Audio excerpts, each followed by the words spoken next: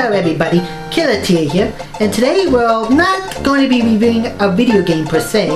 Instead, we're going to be taking a look at a pretty awesome handheld gaming device. Which handheld gaming device, you ask? Not the Vita, silly! The Hyperkin SupaBoy!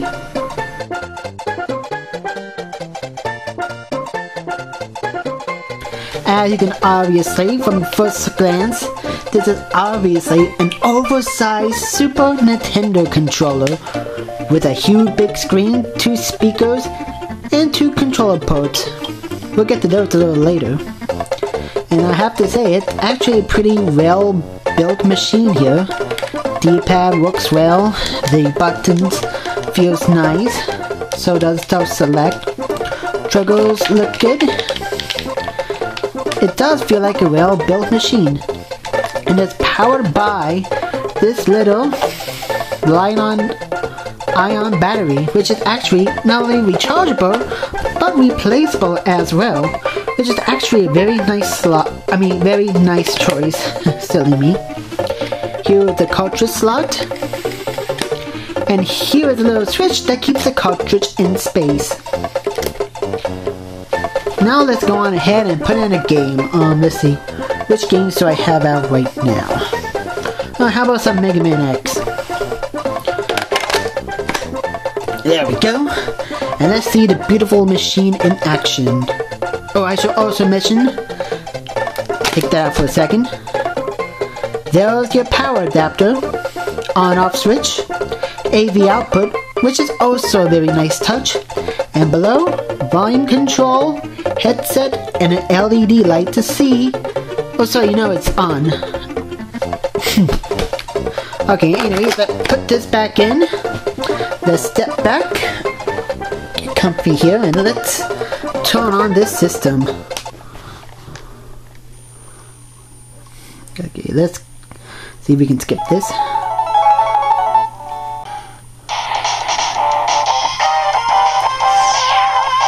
As you can see, the sound quality is pretty good.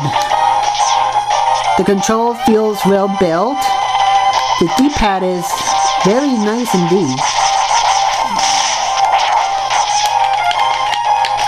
And you can obviously tell, the screen on here is crystal clear. Surprisingly sharp image. Now there is one tiny problem I have with the system quality here, and you could probably already hear it. If not, let me lower down the volume for you real quick. Okay, now do you hear it? There's a very strange high-pitched sound coming from this machine. It's really annoying because I have very sensitive ears, and this high-pitched noise really threw my enthusiasm for the machine downhill. Now I did try to solve this problem by putting in a headset, but that only seemed to make the problem worse for some reason. That's probably my biggest complaint about the Hyperkin SupaBoy. Anyways, now for compatibility. Every game that I have thrown onto this little handheld works pretty well. Donkey Kong Country 2 Diddy Kong's Quest looks fantastic as if it was on a real Super Nintendo. Super Mario Bros. RPG works pretty damn well on this system too. And let me remind you that this is a system that, a game that most other Super Nintendo clones have a problem of playing. The Hyperkin SupaBoy also works with Japanese inputs as well, just as its fantastic fighting game, Mobile Suit Gundam Ring Endless Duel. I was also told this works with PAL games, but I don't have any Super Nintendo games from European to test it out. And for the ultimate in redundancy, the SupaBoy can also play Super Game Boy games, because let's face it, if it's one thing the Game Boy Advance SP didn't have, it's Super Game Boy capability. Ah, stupid dog. You made me look bad.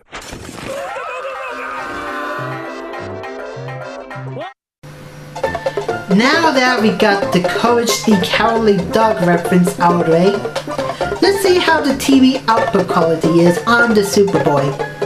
But before we get to that, it should be noted that when you're using the TV output, you can't use the device as a controller. That's where these two controller ports come in. Simply find yourself an old school Super Nintendo controller, put them in the slot while using the SupaBoy's TV output, and then you can play it with the regular SNES controller. It's a minor complaint, especially compared to the high-pitched noise from the speakers, but it is something to note. Now here what Mega Man X looks like on a regular Super Nintendo. Notice how bright and colorful the game is, and remember that when we switch over to the TV output quality of the SupaBoy.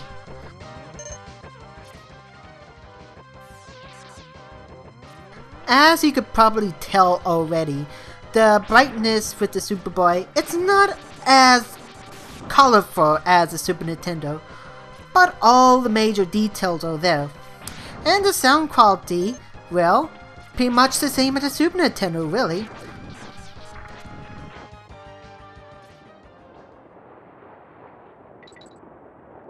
Now here's Donkey Kong Country 2 Diddy Kong Quest on a regular Super Nintendo. Man, the game is a lot brighter than I remember it to be. Well, anyways, let's switch over to the SupaBoy, shall we?